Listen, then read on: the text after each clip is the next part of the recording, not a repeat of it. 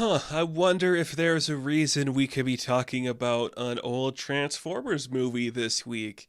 Not like we'd have a reason to talk about Transformers typically, right? All joking aside, I didn't want to talk about the Bay films just because I'm like, yeah, they're a lot. You know, what do we have to say?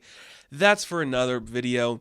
I also want to talk about this one because it does have Unicron in an interpretation I think we're going to be seeing closer to what Rise of the Beast and the sequels are going to do. So it's Transformers the movie. Let me rephrase that. It's The Transformers the movie. There was the cartoon in the 80s. People liked it. It sold toys. But like everything, we have to sell more toys, so we have to kill off the Autobots you know and make room for new ones. Hey, I can't complain about that. I get it. Toys dictate the world. They did for a while because we didn't have laws about advertising to kids that well, so we could just do whatever we wanted.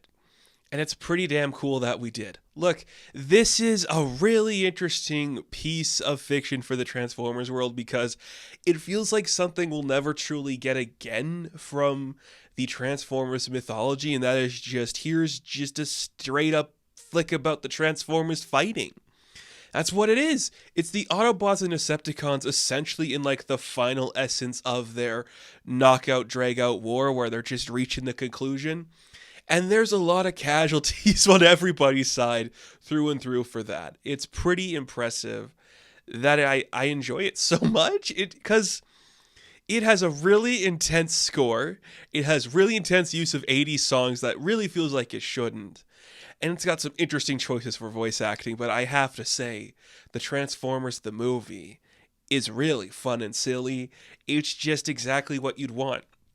We're in the end of the war. We have bases on these moons orbiting Cybertron, but we see the Decepticons kind of have control of Cybertron. They send a spy to casually just show up and listen in on Optimus Prime and the plans of the Autobots. They're like, yeah, we're going to send some people down to Earth. It's going to be okay. We have our moon bases that are protected. And then boom, the Decepticons are just like, that was easy. We could have done this like 4 seasons ago or whatever, and now we're just going to assault them. And we do. And it's great. It's really cool that there's actual casualty in this story where it's like this is a feud and a war that has been raging for a long time. And we're seeing the ramifications of that where there's death and destruction. We destroy planets and bases just all the time. And it's epic. And it's really cool. It's actually really cool what it does. I don't even know where to begin talking about it. Do we talk about how, like, Judd Nelson is Hot Rod and he just shows up? He's like, I'm a cool guy. I don't need to learn anything. I'll be fine no matter what happens. And then we have, like, Ironhide and Prowl on, like, one ship. They're instantly murdered by the Decepticons. And then they're just wrecked. And I'm like, that's dark and intense and I love it. And then we all have like a big fight on Earth and we're trying to save everybody. And it's just great because it's just one thing happening. We have to secure the gates. Oh no, RC's freaking out because the child, Danny, and Hot Rod aren't able to get in yet. The Decepticons show up and then they fight and then they call in the Devastator to make a big pathway into the base and you're like, oh, that's going to be fine. And then they call in the Dinobots to beat up the Decepticons and you're like, that's what I want from this movie. That's the thing these other movies are just missing all the time is just give us the freaking robots doing stuff. And it's why I 100% believe a Transformers film should always be animated because you don't have to worry about the humans then. We don't care about the humans. There's 2 humans in this movie. There's Spike, who wears a big robot suit, and then his son eventually puts on a robot suit. They're robots. We don't need them to be human. It's just better without them. And it just turns into a brutal fight where everyone's getting hurt and destroyed. And you have Soundwave, my favorite Transformer ever. He has his little cassette guys come out to fight. And then we have, is it Receptor? Who's the one that's the Autobot version of him who sends out his little guys to fight. And everyone's just fighting each other. It's awesome. It's really awesome and it looks so fun and interesting. And that whole sequence ends with a big Megatron and Optimus Prime fight that feels like these 2 guys are killing each other to the very end. It's very Batman and Joker in that capacity. And I love it. And it ends with both of them dying. Like they straight up die. Well, Megatron doesn't really die. He's dead. And then the Decepticons get on a ship and they're just like, Should we just get rid of the ones that are useless, like Megatron's body, and they yeet him out of a spaceship? And Starscream's like, well, I'm in charge now. If there's any objections, I'll kill you. That's great. That's awesome. And it looks great. And what I really like is that you have your top tier voice actors showing up to do the top tier work. But every time you hear like the classic voices of these characters, it just sounds so great. Is it an intense, jarring score that plays You Got the Touch a lot more than you're expecting? Yes, but I love hearing the voices, how robotic they sound. It's awesome. We get to see characters I really like. I've always been a fan of Cup. He's so fun.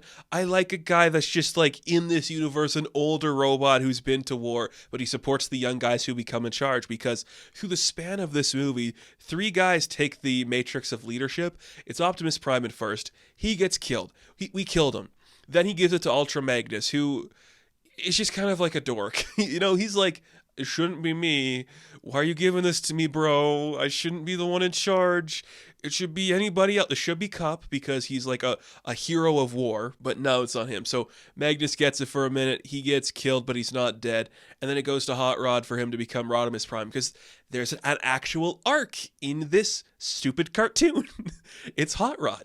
He is like a brash, young-headed guy willing to fight for his people. He has to learn to take control and become the leader. It's a great arc for him, and it works. And the voice acting is incredibly well done for him, and we're having a great time seeing him. Would I have liked to see it go to RC because she's like my favorite Transformer next to Soundwave? Yeah, for sure, but I'm not going to complain. It happens. It's cool, It's pretty fun. Oh, I just had a great time watching it, like it just looked so visually pleasing. These aesthetics, I know like we had to modernize them up for the other movies, but you can't beat these classic looks. They just look great. And the animation holds up pretty well. There are a couple moments where it is very stiff, but that's just an aesthetic choice. And the close-ups where everyone's like broken and beaten, it looks fantastic and gruff and scary. It's really cool. And then there's like some bigger voice actors that show up for a minute. So Eric Idle plays like a robot on like a junkyard planet, and he's like, we watch all the TV in the world. And they're annoying, and they help the Autobots take on the threat, which is Unicron. Voiced by Orson Welles. Yeah. I cannot believe this is the first Orson Welles movie we're going to be talking about on Movie Tales. It's so I know why he had to take this role. I know what happened to him. It never not shocks me that he's doing it. And I love Unicron in this. He's just a planet that destroys other planets. And then when they start fighting on him, he's like, you guys have no idea what you're doing. And he turns into a big robot. And I'm like, that's badass. That is just a cool trick he had up his sleeve to reveal to us. And the only thing that could stop him is the matrix of leadership. This small like nuclear reactor that you can put inside your body, and it blows him up. And it blew him up. We just blew him up. It's fine, but before he got blown up, he did give a spark of his power to a dying Megatron and changed Megatron into a new villain we can follow. Galvatron, voiced by Leonard Nimoy, who has such an iconic and great voice. It's awesome. And he looks great. I mean, Megatron looks better than Galvatron, but maybe it's just because I'm of that generation that just likes that shit, but it's really cool that we're just like, you're going to die? No, we actually need a cool villain. It's going to be you again, Megatron. We're just going to update you a little bit, and you're going to be pissed off. You're just going to murder Starscream. He just murders Starscream so effortlessly. Just straight up pwns that guy. He crushes him into pieces, and he's dead. And the Decepticons are like, okay, I guess we're just going to follow you now. Yay. It's great. Because it's like mature politics dealing with like these war themes. There's casualties in war. We have to retreat. We have to figure out how to survive. And then it's just like this interpersonal politics between the teams. It's so fantastic and cool. And then the Sharkticons show up for a minute, and they're dumb and silly, and they look awesome and cool, and I love seeing them. And they're way more interesting than everything Eric Idle was told to do in this movie.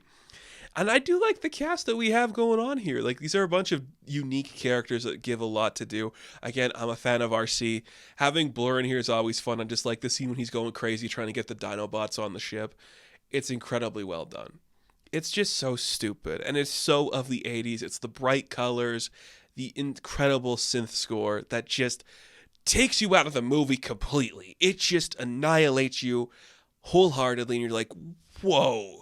Why are we using this kind of music for these sequences? Yes, it's cool to see like this car driving everywhere, but it doesn't fit to the tone we were just experiencing. Crazy. Crazy.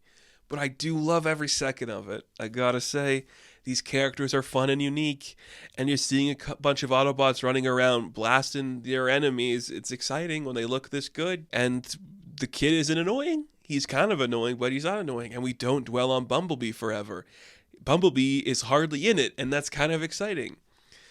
And we kill Optimus Prime. I know I've been glancing over that a lot, but we kill Optimus Prime. And everyone just stands around a table like, we can't save you, but if you lost your limbs, we could save you, but you are dying. And you're like, here, bro, just take this and lead them. And it don't work. Oh, man. What an interesting movie. It's fun. I think it's one of the best Transformers films, if that's saying anything. It looks great. It's a cool story. It's just the Autobots and the Decepticons fighting for 80 minutes. And that's a really cool concept to me. We split up the teams for a bit. We have them come together in the end. We defeat Unicron by blowing him up with the power of the Matrix. And it works. It works wholeheartedly. It's earnest. It's silly. It's the Transformers, the movie. It's incredibly fun.